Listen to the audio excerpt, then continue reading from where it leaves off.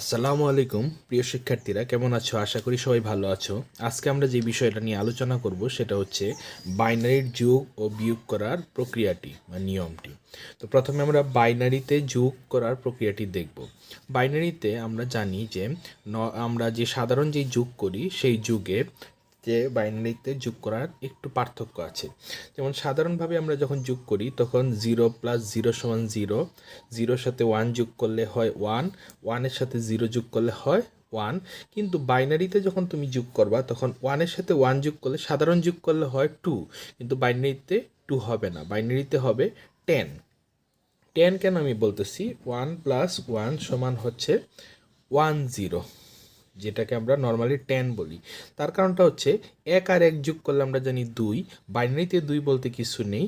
দশমিকে যখন 2 তখন বাইনারিতে হয় 10, এই কারণে 1 আর 1 যোগ করলে হয় 10।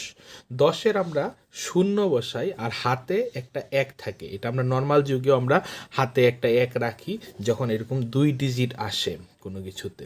এটা তোমরা আশা করি বুঝতে পারতেছো, এটাতে এক্সট্রা করে বোঝানোর কিছু নাই, জাস্ট এটা মনে রাখবা 1 আর 1 যোগ করলে হয় 0, 0, আর হাতের একটা 1 থাকে, ঠিক আছে, যেটাকে ক্যারি 1 বলে। আর যদি আমরা 3টা 1 যোগ করি একসাথে, তখন নর্মাল যুগে আমরা যখন 3টা 1 যোগ করি তখন হয় 3, 3। 1 + 1 + 1 মানে 3টা 1 যদি যোগ করি তাহলে হয় 3।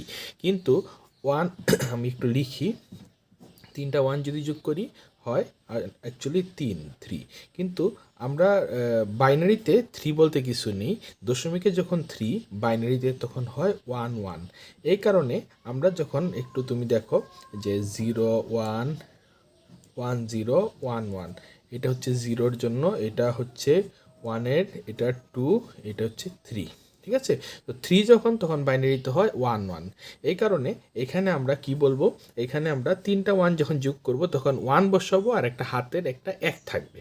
আশা করি বুঝতে পেরেছো। এখন চলো আমরা মূল যুগে যাই, আমরা যোগ করি। যেমন আমরা একটা সংখ্যা লিখি 1, 0, 1, 1, 1। এটার সাথে আমরা যোগ করলাম, ধরো যে 1, 1, 1, 1, এটা আমরা যোগ করি।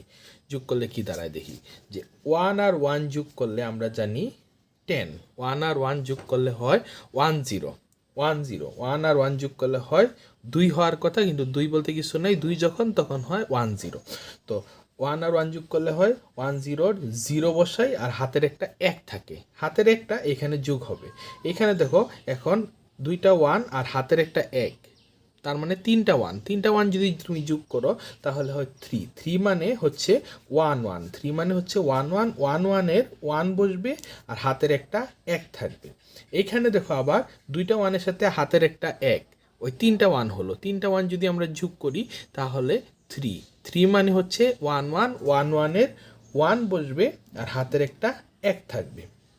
এখানে হচ্ছে একটা 1, 0 + 1, একটা 1, একটা 1-এর সাথে হাতের একটা 1 তুমি যদি যোগ করো তাহলে হয়, মানে 2টা 1 যোগ করলে হয় আমরা জানি 10, 10-এর 0, 10-এর 0, হাতের একটা 1 থাকবে। আচ্ছা, এখানে একটা 1, একটা 1-এর সাথে হাতের একটা 1, এই 2টা 1 যদি তুমি যোগ করো এখানে হয় 10, 10 লাস্টে, যেহেতু আমরা 10-এর 10ই আমরা লিখব।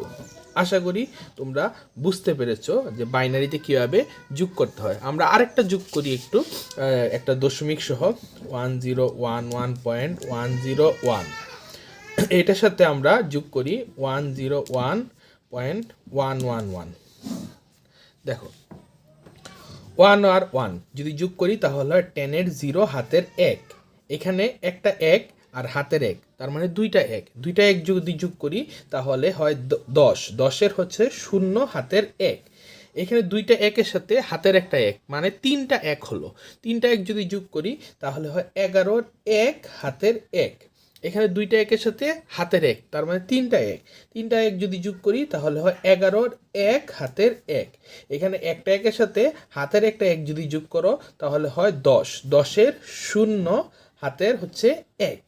আচ্ছা, এখানে একটা 1-এর সাথে হাতের একটা 1 যদি যোগ করো তাহলে হয় 10-এর 0, হাতের 1, এখানে একটা 1-এর সাথে হাতের 1 যদি যোগ করো তাহলে হয় 10, 10-এর আমরা লাস্টে 10এই বসাবো।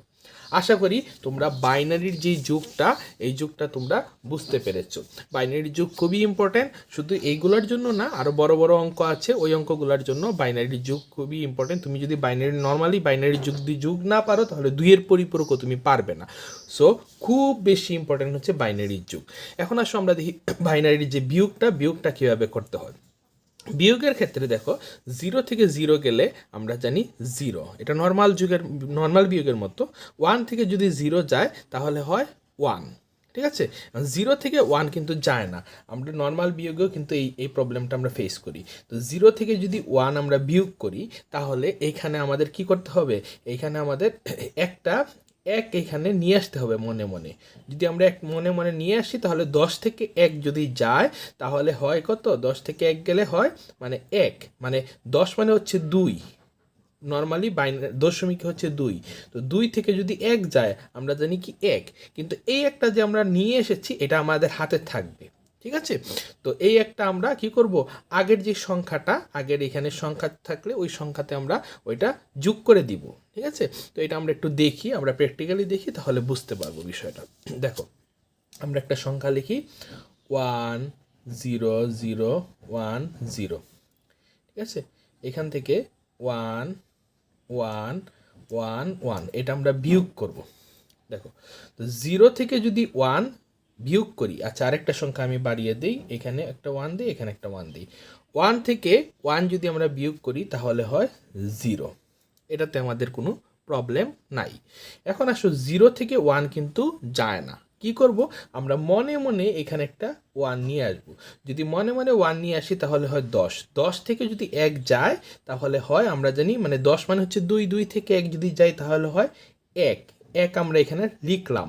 এখন এখানে যে আমরা 1 লিখছি, আমাদের একটা হাতের 1 থাকবে, এই হাতের একটা আমরা এখানে যোগ করে দিব, এই যে আগের যে সংখ্যাটা এখানে আমরা যোগ করে দিব এই একটা। তাহলে এখানে যদি আমরা যোগ করি দেই তাহলে 1 আর 1 হয় আমরা জানি 10, 1 আর 1 হয় 10, আমি একটু আলাদা করে লিখি 10, আর উপরে আছে আমার 1, ঠিক আছে। এই প্রসেসে আছে। এই যে এইখানে 1 ছিল, 1-এর সাথে আমরা হাতের একটা যদি আমরা যোগ করে দিই তাহলে হয় 10, আর উপরে একটা 1 আছে। এখন আমরা কি করব, এখন আমরা এটা যদি বিয়োগ করতে চাই তাহলে এখানে একটা 1 নিয়ে আসতে হবে।